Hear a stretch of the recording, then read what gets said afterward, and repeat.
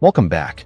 Today, we're pulling back the curtain on one of the most audacious railway engineering projects ever attempted, a steel corridor punched through the heart of China's Taklamakan Desert. This is the story of the Hua Railway, also called the Hotan Ruoqiang Line, and the extraordinary battle engineers fought just to keep it standing.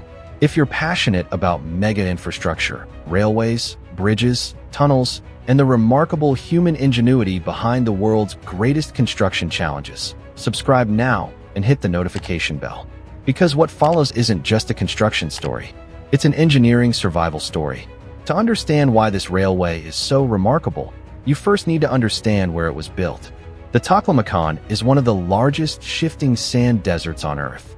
Located in China's Xinjiang region, it is remote, mercilessly arid, and swept by winds powerful enough to bury roads, swallow machinery, and obliterate construction progress in a single storm. Sandstorms here don't just inconvenience construction crews, they erase them. So before a single rail was laid, engineers faced a question that had no obvious answer. How do you build a permanent railway on ground that refuses to stay still? The response wasn't a single solution. It was an entire engineered ecosystem, a layered, multi-system defense against the desert itself. Every great construction project begins with surveying, and in the Taklamakan, that process alone was a feat of endurance. Teams moved into the empty interior, mapping the precise railway alignment across vast golden flats and wind-sculpted dune fields. To support the construction machinery that would follow, trucks, cranes, excavators, drilling rigs, temporary service roads were carved into the desert beside the planned route. But the defining feature of the Taklamakan isn't just its dryness. It's the sand. Unlike rocky deserts or gravel plains, the Taklamakan is dominated by massive, mobile sand dunes. These dunes shift with the wind. They migrate. They bury. A road left unprotected for a season can disappear. A channel can be filled overnight. Before examining the construction itself, it's worth asking, why build here at all? The Hotan Ruoqiang Railway traces the southern rim of the Taklamakan, connecting cities and communities that have historically been isolated by both the desert to the north and the Kunlun mountain range to the south. These areas contain significant agricultural zones, mineral resources, and populations that had long depended on road transport. A railway connection offered something roads couldn't fully provide: integration into a regional and national network. The project also formed a critical link in the ring railway being constructed around the Taklamakan. Once completed, would allow trains to circuit the entire desert perimeter. The Hotan Ruoqiang Line was the final southern arc of that ring. Its completion closed a loop that had been decades in the making. But closing that loop required solving a set of engineering problems that had no simple textbook answers. The central challenge was deceptively simple to state and extraordinarily complex to solve.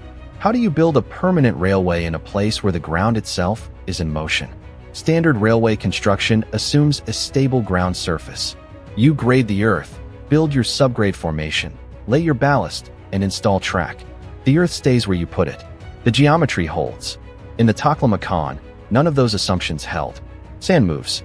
Wind-driven sand accumulates against any surface it encounters. The first teams to enter the construction corridor were not track layers. They were desert control crews. Their mission: establish a layered defense system against sand migration before any railway formation work could begin. The outermost layer of this defense consisted of sand barrier fences erected along both edges of the future railway corridor. These structures weren't decorative windbreaks. They were precisely engineered to interrupt wind flow at ground level, reducing the velocity at which sand could travel across the surface toward the rail alignment.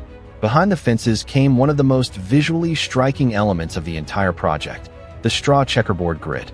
This technique, developed and refined over decades of desert engineering in China, involves pressing bundles of straw directly into the sand surface in a systematic grid pattern, creating thousands of small square cells across the desert floor. The grids work on a straightforward aerodynamic principle. By breaking up the open, undisturbed surface of the sand, they interrupt the wind's ability to mobilize loose particles. Each small cell traps sand that would otherwise continue migrating. The rough texture created by the grid dramatically reduces sand transport across the treated area.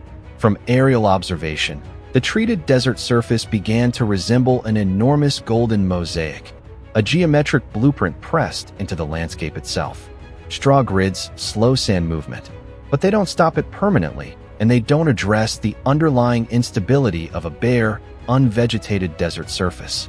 For long-term protection, the project needed living vegetation, specifically a continuous shelter belt of desert-adapted plants running alongside the railway corridor. The problem: this was one of the driest places on Earth. Nothing grows without water, and there was no surface water anywhere near the construction zone. The solution required building an entire hidden infrastructure network beneath the desert before a single plant could go in the ground. Engineering teams identified viable groundwater sources and drilled well shafts to access them. Well casings were installed, pumping equipment was tested and calibrated, and mainline irrigation pipes were laid along the corridor. From those main lines, branch pipes spread laterally into the treated checkerboard fields. At the endpoints, drip irrigation lines were arranged to deliver precise, low-volume water directly to each planting position. Only after this subsurface water delivery system was operational could planting begin. Workers introduced rows of drought-resistant desert shrubs, species selected for their ability to survive extreme aridity, tolerate salt in the soil, and establish root systems in loose sand. When newly planted, these shrubs were small, sparse, and seemingly insignificant against the scale of the desert. But they were not insignificant. They were infrastructure. Over the operational life of the railway, these plants would grow into a dense, continuous green-gray shelter belt, a living barrier that would hold sand in place, reduce wind velocity at track level, and provide the first line of biological defense against the desert's persistent encroachment. The protection system was not a single solution. It was a layered, mutually reinforcing ecology of straw grids, fences, wells, pipes, drip lines, and plants, all working together to keep the railway corridor stable. With the sand control system established, construction crews could move to the railway formation itself. The central corridor was cleared, surveyed, and graded. This process involved removing soft or unstable surface material, establishing the correct longitudinal profile, and building up the railway bed layer by layer. Each lift of fill material was spread, moistened, compacted using heavy rollers, tested for density, and assessed for any signs of settlement or instability before the next layer was placed. But the desert environment created complications that didn't appear on standard construction specifications. Local desert sand, the most abundant material on site, is actually a poor fill material in its natural state. Individual sand grains are rounded, poorly graded, and highly susceptible to movement under load or when disturbed by vibration. Constructing a railway embankment out of loose desert sand alone would produce an unstable formation prone to shifting, settlement, and erosion. Engineers developed a specialized solution, the wrapped-core desert subgrade. In this technique, local sand was used to form the inner core of the embankment, the bulk material that provided the basic shape and volume of the formation. But rather than leaving that sand exposed or simply piled, it was encased. More stable granular material, better graded, more resistant to deformation, was placed around the sand core as a protective wrap. Geosynthetic materials were incorporated to hold the assembly together and prevent the inner core from migrating outward under load. In zones where dune heights were greatest and sand movement was most active, engineers concluded that a ground-level embankment, no matter how well designed, would be too vulnerable to sand accumulation and undermining. In these zones, they built elevated structures instead. The Oversand viaducts are perhaps the most visually dramatic element of the Hotan-Ruoqiang Railway. These are long, elevated bridge-like structures that carry the railway deck above the desert surface, supported on regularly spaced concrete piers. The principle behind them is elegant. By elevating the track, the engineers remove the solid surface against which drifting sand would naturally accumulate. Wind-carrying sand passes beneath the structure and continues beyond it, rather than piling up against a blocking wall. The construction of each viaduct followed a rigorous sequence. Survey teams first established the precise locations of each pier foundation, a task complicated by the shifting, uneven surface of active dune fields. Work platforms were prepared, foundation pits excavated, and reinforcing steel cages assembled and lowered into position. Concrete was poured for each footing, cured under the desert conditions, and inspected before work proceeded above ground. Prefabricated pier segments, manufactured off-site and transported into the desert on heavy trucks, were lifted by cranes, precisely positioned, stacked, aligned, and secured. When the pier columns reached design height, pier cap beams were installed across the tops, providing the bearing surfaces for the superstructure. Then came the girders, prefabricated concrete beam sections, each one spanning the gap between adjacent piers, were transported to site and lifted into place with large crane equipment. Span by span, the elevated skeleton of the viaduct extended across the desert landscape. With the girders in place, bridge deck construction followed. Workers installed temporary formwork, placed reinforcing steel, and poured the concrete deck slab that would ultimately support the railway track. The deck was cured, inspected, and fitted with permanent edge elements and low-maintenance protective railings. The viaduct was now structurally complete. What had been an expanse of shifting dunes now had a gray concrete bridge threading through it, an industrial ribbon suspended above the sand. With both embankment sections and viaduct sections ready, the track construction phase began in earnest. Crushed stone ballast, the granular layer that supports and drains railway sleepers, was delivered to site in bulk, spread across the formation, graded, and compacted to design depth and density. The ballast layer is not merely a bed for the track. It serves critical functions in distributing load, maintaining drainage, and allowing fine adjustments to track geometry. Concrete sleepers, also called ties, were delivered in large quantities, staged along the track alignment, and positioned at the exact spacing specified for this line's design speed and load rating. Workers checked each sleeper position for lateral alignment, longitudinal spacing, and surface elevation before proceeding. Steel rails were then brought to site in long sections.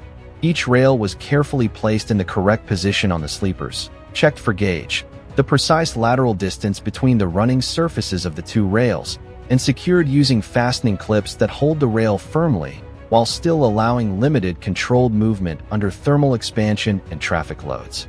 Joints between adjacent rail sections were then eliminated through a process of welding. Rails were thermite welded or flash butt welded into continuously welded rail strings, removing the gaps that would otherwise create impact loading and noise under passing trains. The welded rail surfaces were then ground smooth to remove any irregularities at the weld locations. Finally, the track geometry was refined using a process called tamping. Tamping machines use vibrating tines to penetrate the ballast beneath each sleeper, then lift and pack the ballast to establish the precise vertical and lateral geometry required for safe, comfortable train operation. The completed track was measured, adjusted, and re-inspected to verify it met specification. A physically complete railway is not yet a functioning one. The infrastructure required to safely operate trains, to manage their movements, communicate between trains and control centers, and detect problems before they become incidents, had to be installed and verified across the entire corridor. Signal equipment cabinets were installed at intervals along the line. Cable conduit systems were laid beside the track to carry the wiring that connected sensors, transponders, and communications equipment. Trackside signal masts were erected at the locations required by the signaling design. Maintenance access shelters and perimeter fencing were installed to protect both the equipment and the workers who would service it. Technicians pulled cable runs through the conduit systems, connected wiring at each instrument location, verified grounding arrangements, activated individual components, and tested the integrated system function. Communication links between the trackside equipment and the line's control systems were established and confirmed. The railway was not yet carrying passengers or freight, but it was now a system, a coordinated assembly of physical and electronic infrastructure capable of managing safe train operation. Before any revenue service could begin, the completed railway had to be systematically tested, progressively, methodically, and thoroughly. The first phase involved foot inspections. Engineering teams walked the entire alignment, examining the track geometry, ballast condition, rail surface quality, fastening integrity, drainage, embankment condition, and viaduct structure. Observations were logged, minor deficiencies were corrected, and records were compiled. Then an inspection vehicle was deployed, a lightweight motorized unit capable of traversing the track at low speed, while engineers observed the track's performance under a moving load. Instruments on the vehicle recorded vibration, bounce, and lateral movement. The data from this phase informed additional corrections. When the track and structures were confirmed ready, a heavier engineering test train made its first crossing. This was a significant milestone. For the first time, the Oversand viaducts experienced load conditions approaching those of actual railway operation. Bridge behavior was monitored, sensor readings were analyzed, and the structure's response to dynamic loading was evaluated against design predictions. The testing program then moved into trial running, initially at restricted speeds, then at progressively higher speeds approaching the design operational velocity. Throughout each trial, instruments monitored ride quality, rail stress, bridge acceleration, signal system response, and drainage behavior. Every phase had to be satisfactorily completed before the next could begin. And then, after years of surveying, barrier installation, while drilling, irrigation, planting, formation construction, viaduct building, track laying, systems installation, and methodical testing, the Hotan Ruoqiang Railway entered service. A modern train now moves across a line that tracks the edge of one of the world's most formidable natural environments. Beneath its wheels, continuously welded rail, concrete sleepers, engineered ballast, wrapped course subgrade, and viaduct structures carrying it above the living dunes. Around it, straw checkerboard fields, sand barrier fences, drip irrigation networks, and growing shelter belts, the invisible environmental armor that makes every journey possible. This railway does not simply transport people and goods. It is a permanent demonstration that infrastructure and environment can be made to coexist, that with the right engineering philosophy, the right sequencing, and the right long-term thinking, even one of the world's most hostile landscapes can be crossed reliably, safely, and sustainably. It closes a ring around the Taklamakan. It connects communities that geography once isolated. And it adds one more chapter to the long history of human beings building where the natural world said they shouldn't. If this video gave you a new appreciation for what goes into the world's most challenging construction projects, subscribe to the channel and hit the notification bell. Every week, we go deeper into the engineering stories that most people never hear, the ones where the real drama isn't in the spectacle, but in the problem solving. Next time, we're going somewhere even more extreme. Stay curious, and we'll see you in the next one.